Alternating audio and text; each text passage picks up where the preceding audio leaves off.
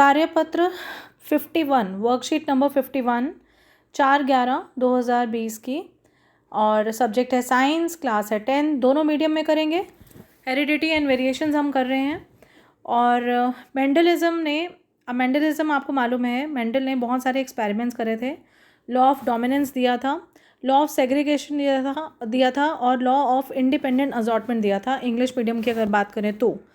अगर हिंदी की बात करते हैं तो मेंडल का प्रभाविता का नियम आज करेंगे और मेंडल का पृथक्करण का नियम करेंगे, लॉ ऑफ सेग्रीगेशन जिसे कहते हैं। मेंडल ने मटर के उन पौधों के विकल्पी लक्षणों का उपयोग किया जो स्थूल रूप से दिखाई देते थे। उन्होंने वैसे वाले कैरेक्टर्स लिए जो कि बिल्कुल हम लोगों को अलग अलग दिखाई देते थे। जैसे अगर कोई बंदा लंबा है और बौना है तो ऑब्वियसली ये कंट्रास्टिंग कैरेक्टर है, तो ईजिली विजिबल होता है। वाइट फ्लावर्स आपको नज़र आ रहे हैं, वॉयलेट नज़र आ रहे हैं, कंट्रास्टिंग कैरेक्टर्स, ठीक है। तो वो उन्होंने लिए थे जो कि ईजिली हम लोगों को विजिबल हों।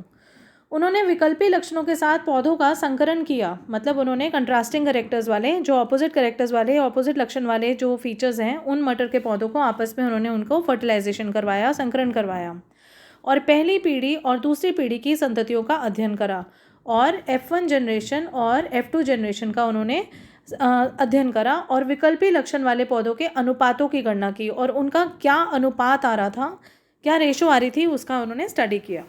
तो स्टार्ट करते हैं। मेंडल के प्रयोग। मेंडल ने सावधानीपूर्वक कुछ परीक्षण किए व अनुवांशिकता अथवा माता पिता के गुण उनके वंशज तक कैसे पहुंचते हैं, इस रहस्य का अनावरण किया। मीन्स उन्होंने हेरिडिटी को अच्छी तरह से ऑब्जर्व करा और पेरेंट्स के थ्रू उनके बच्चों तक कैसे उनके बच्चों और बच्चों के बच्चों, मतलब आगे वाली जनरेशन तक कैसे उनके लक्षण पहुंचते हैं, इस रहस्य को उन्होंने खोजा। He was the first one जिन्होंने ये स्टार्ट करा। मेंडल ने अवलोकन किया कि उनके बगीचे में लगे मटर के पौधों के गुण उनके माता पिता के गुणों का मिश्रण नहीं है। इसका मतलब ये, जैसे कि अगर कोई मदर जो है, फादर जो है वो टॉल है और मदर जो है वो डॉफ है, तो बच्चे जो थे वो मीडियम हाइट के नहीं निकले, ठीक है। मतलब उनके गुणों का मिश्रण वो नहीं निकले। उदाहरण के लिए एक लंबे पौधे और छोटे पौधे की अगली पीढ़ी के पौधे या तो लंबे थे या छोटे थे, उनमें से कोई भी ऐसा नहीं था जो कि इंटरमीडिएट हो, मतलब उनके बीच का हो, मध्यम कद का हो। इन परिणामों ने उसे आगे और गहन अध्ययन को प्रेरित किया। जो इनको ये मिले, मतलब परिणाम मिले, रिजल्ट्स मिले, इससे वो थोड़ा सा और इंस्पायर हुए कि भाई मुझे थोड़ा इसको आगे और देखना चाहिए कि रीज़न क्या है, ऐसा क्या हो रहा है बेसिकली। उसने मटर के पौधों के साथ अपने परीक्षण को करना निश्चय किया ताकि वे ये जान पाए कि यह गुण किस प्रकार अगली पीढ़ी तक पहुंचते हैं। मतलब he wanted to know, explore कि ये हो क्या रहा है और ये कैसे भाई उनके मीडियम क्यों नहीं आ रहे हैं फीचर्स, ठीक है। तो मेंडल ने लगभग 30,000 मटर के पौधों पर अगले कुछ वर्षों तक परीक्षण जारी रखे। 30,000 पी के प्लांट्स उन्होंने लिए। मेंडल ने 2 मटर के पौधे लिए, एक जिनके फूलों का रंग बैंगनी था, ठीक है, एक जिनके फूलों का रंग क्या था, बैंगनी था, ये देख लीजिए ऐसे। और कुछ और फिर उन्होंने दूसरे फूल लिए जिनका कि रंग सफ़ेद था। अगर हम लोग इसको बैंगनी मान लें और ये जो है वाइट मान लें, तो दोनों के बीच पर परागण द्वारा संकरण करवाया गया। मीन्स क्रॉस पॉलिनेशन के द्वारा उनका फर्टिलाइजेशन जब करवाया गया तो F1 पीढ़ी पे उन्होंने देखा कि सारे के सारे जो पौधे थे वो सब बैंगनी थे, ठीक है। परंतु जब उनका संकरण स्वपरागण तक करवाया गया, मतलब इनमें से इसको ऐसे किया गया, मतलब सेम को सेम से ही संकरण करवाया गया, तो F2 पीढ़ी में उन्होंने देखा कि जो बैंगनी फूल थे और जो सफ़ेद फूल थे वो उनको 3:1 की रेशो में मिले, ठीक है। ये हम लोगों ने ऑब्ज़र्व करा, ये मेंडल ने ऑब्ज़र्व करा, राइट। अब ये आया कैसे, तो हम ये समझेंगे। देखिए, ये वाले जो है बैंगनी फूल हो गए और ये वाले जो हो गए वाइट फूल हो गए। अगर इनके गैमीट्स आएंगे तो ऑब्वियसली ये आएगा, ठीक है, और ये इसके गैमीट्स आएंगे तो ये आएगा। तो F1 जनरेशन में हमारे पास ये आ गया। इसका मतलब यहाँ पर हमें सारे बैंगनी मिले। बैंगनी मिले मतलब ये वाला जो लक्षण है ये हमें नज़र आ रहा है, ये वाला नज़र नहीं आ रहा, वाइट वाला नज़र नहीं आ रहा, राइट। अब आ गई कहानी कि अब जब हमने इसको सेल्फ पॉलिनेट करवाया, तो हमने एक ये खाना बना लिया, ठीक है। एक मिनट रुकिए। मतलब F1 जनरेशन में हमारे पास ये आ गया, ठीक है। मतलब बेसिकली ये आ गया, राइट। अब हम क्या करेंगे, वी को वी के साथ स्वपरागण कराएंगे।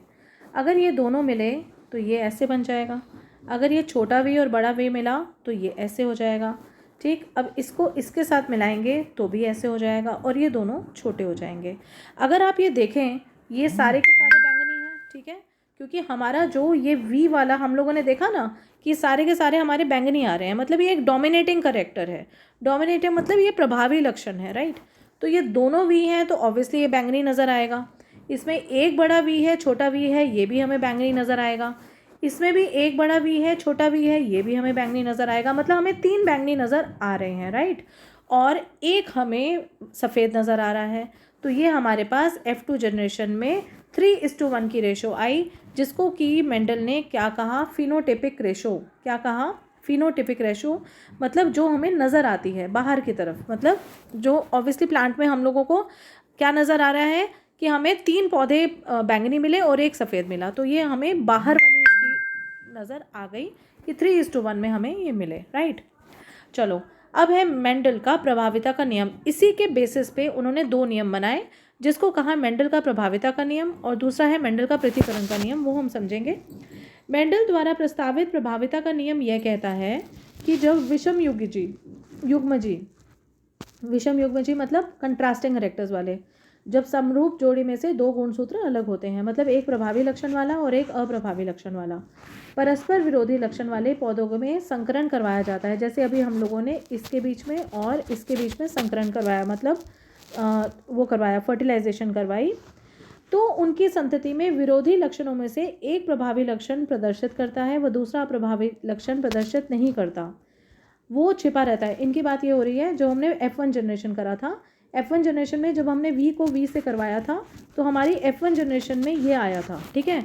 हम लोगों को जब हमने विरोधी लक्षण विरोधी लक्षण मतलब बिल्कुल मैंने सही बताया ये कि ये वाला और ये वाला कंट्रास्टिंग कैरेक्टर्स वाले लोगों को संकरण करवाया, तो हमारी F1 जनरेशन में ये आया, ओके। इस F1 जनरेशन में अब ये समझो क्या कह रहे हैं कि एक प्रभावी लक्षण प्रदर्शित होता है, दूसरा नहीं होता, क्योंकि हमें बैंगनी ही कलर के फ्लावर्स नज़र आ रहे थे, राइट। तो एक दिख रहा है एक नहीं दिख रहा। वह अप्रभावी लक्षण छिपा रहता है, वो क्या रहता है, रिसेसिव हो जाता है, नहीं नज़र आता, और उसी तरह अगली पीढ़ी में स्थानांतरित हो जाता है, वो नेक्स्ट जनरेशन में चला जाता है। यह प्रभावी लक्षण तभी अपने आप को प्रदर्शित कर पाता है जब वंशज में समान रूप के 2 प्रभावी लक्षण पाए जाते हैं। इनका कहने का मतलब यह है कि वाइट वाला हमें तभी नज़र आता है जब इसके 2 इकट्ठे पाए जाते हैं, जैसे मैंने अभी आपको बताया। तो ये क्लियर हो गया कि प्रभावी लक्षण वो होते हैं जो कि अपने आप को प्रदर्शित कर पाते हैं, ठीक है, और अप्रभावी लक्षण होते हैं जो कि F1 जनरेशन में हमें नज़र नहीं आते, ठीक है। वो तभी नज़र आते हैं जब वो इकट्ठे हों, मतलब बड़े के साथ बड़ा वाला जो है वो प्रभावी है और छोटा वाला अप्रभावी है जो नज़र नहीं आता, राइट। अब हम करेंगे मेंडल का पृथक्करण का नियम। मेंडल का पृथक्करण का नियम ये कहता है कि जब एक जीव अपने गुणों को स्थानांतरित करता है, मतलब आगे भेजता है, तो उसके वंशज अपने माता व पिता दोनों में से उस गुण का एक लक्षण प्राप्त करते हैं, ऑब्वियसली। जैसे suppose if I have brown eyes and my husband has black eyes, तो क्या होगा, हो सकता है मेरी जो जनरेशन है आगे उसमें ब्लू आइज़ मतलब ब्राउन आइज़ भी हों और ब्लैक आइज़ भी हों, लेकिन ये ज़रूरी नहीं है कि उनके जनरेशन में हमें नज़र आए। हो सकता है मेरे दोनों बच्चों की ब्लैक आइज़ हो, उनके नेक्स्ट जनरेशन में जाके ब्राउन आइज़ नज़र आएँ, ठीक है। तो मेंडल ने यह नियम प्रतिपादित किया कि जब उसे देखा कि 2 विभिन्न लक्षणों वाले मटर के पौधों में संकरण कराया गया तो वंशज उत्पन्न हुए, उनमें केवल प्रभावी लक्षण ही प्रदर्शित हुआ, ठीक है, और उससे अगली पीढ़ी में प्रभावी व अप्रभावी दोनों ही प्रकार के 3:1 के अनुपात में प्रदर्शित हुए। ये आपने समझ लिया भाई, पहले ही मैंने बताया ये वीवी था, ठीक है, और ये एक सेकेंड, ये जो था पहली जनरेशन में ये बड़े वाले 2 वी थे और छोटे वाले 2 वी थे, ठीक है। इसके गैमेट ये हुए, इसके ये हो गए, तो हमारी F1 जनरेशन में ये आया। जब हमने इसका स्वपरागण कराया तो हमें ये 3:1 की रेशो में मिले, एक ये मिला जोड़ा, एक ये जोड़ा मिला, एक ये जोड़ा मिला और एक ये मिला। ये तो सफ़ेद था, ये बैंगनी था, और ये भी बैंगनी नज़र आए, लेकिन नज़र आए इसलिए इनकी रेशो हमने 3:1 बताई, ठीक है। लेकिन इनका जो जीनोटाइप है, मतलब जो इनके अंदर की बात है, वो तो यही है ना, 1:2:1, कि एक पूरा का पूरा बैंगनी, एक पूरा का सफ़ेद, और दो जो हैं वो हमें नज़र तो बैंगनी आए लेकिन उनके अंदर सफ़ेद का भी गुण था। तो इनके अंदर जीन्स अगर देखी जाए तो वो उसकी रेशो 1:2:1 थी, लेकिन अगर बाहर देखा जाए तो उनके जो प्रभावी लक्षण में देखा जाए तो उनकी रेशो 3:1 थी। ठीक है, फिर भी कोई क्वेरी हो, ना समझ आया हो तो you can ask me any time. अभ्यास करते हैं। प्रभावी व अप्रभावी लक्षण क्या होते हैं? प्रभावी लक्षण वो होते हैं जो अगली पीढ़ी में अपने आप को प्रदर्शित कर जाते हैं, जैसे बैंगनी रंग के फूल हो गए, और अप्रभावी लक्षण वो होते हैं जो अपने आप को अगली पीढ़ी में प्रदर्शित नहीं कर पाते हैं। पृथक्करण के नियम को दिखाने के लिए एक संकर क्रॉस का चित्र बनाइए। मैंने आपको अभी बताया, जैसे ये वी है, ये छोटा वी है, और ये बड़ा वी है, ये छोटा वी है। तो ये वाले और ये वाले, ये जो हैं ये संकरण हमारे संकर क्रॉस बन गया। ठीक है, मोनोहाइब्रिड क्रॉस कहते हैं इसको इंग्लिश में। फिर उसके बाद है विषम युग्मजी को परिभाषित कीजिए। विषम युग्मजी मीन्स जब समरूप जोड़ों में दो गुणसूत्र अलग होते हैं, मतलब एक प्रभावी लक्षण होता है और एक अप्रभावी होता है, तो ऐसे वाले जोड़े को हम क्या कहते हैं? विषम युग्मजी। ठीक है, फिर है कि एक लक्षण वंशानुगत तो हो सकता है परंतु व्यक्त नहीं, इस कथन की पुष्टि कीजिए। अब देखिए ना, ये वाला हम लोगों ने जैसे करा कि ये वाला जो वाइट वाला था वो हम लोगों को नज़र नहीं आ रहा था। ठीक है, ये जो इस जोड़े में हम लोगों को ये वाइट इसमें तो नज़र आ रहा था, इसमें तो ये सफ़ेद हो गया, राइट। और ये टोटल दो जो हो गए बड़े वाले भी, वो बैंगनी हो गए। अब आ जाओ इसकी बात करो तो उसमें एक लक्षण ये प्रभावी है, एक अप्रभावी है। ये वंशानुगत तो होता है लेकिन नज़र तो नहीं आ रहा ना, हमें तो बैंगनी नज़र आ रहा है ना। वो अगली जनरेशन में वो हमें तभी नज़र आएगा जब दोनों छोटे वाले होंगे। तो इसमें हम लोगों का एक लक्षण वंशानुगत तो हो सकता है, मतलब हेरिडिटी में तो जाएगा, लेकिन ज़रूरी नहीं है कि वो अपने आप को एक्सप्रेस करे। ये छोटा वाला जो है लक्षण, ये वो वाला माना जाएगा। ठीक है, तो इस कथन की पुष्टि कर दी हमने। और कोई भी क्वेश्चन हो, कोई प्रॉब्लम हो तो प्लीज़ आप पूछिएगा। और अगर आपको कुछ समझ में आ रहा है और वीडियो सही लग रही है तो लाइक, शेयर और सब्सक्राइब भी कीजिए। Take care, stay home, stay safe.